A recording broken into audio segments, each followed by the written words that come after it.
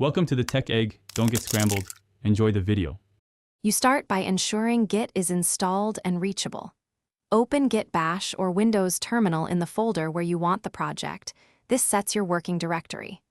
Once done, verify installation with Git version and check your name and email via Git config list so commits will be attributed correctly.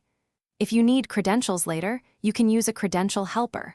For now, establishing tool access and the right folder lets you run git clone without guessing where files will land. Now you perform the actual clone. Type git clone followed by the repository URL. Choose HTTPS for simplicity or SSH if you configured keys. When prompted, enter your username and password or paste a personal access token. With SSH, you'll authenticate automatically if keys are loaded. Make sure to include depth 1 for a shallow clone if you only need the latest history. This speeds download and reduces disk use. Once the clone completes, change into the new folder to inspect files and branches. Finally, verify the result and know how to fix common issues.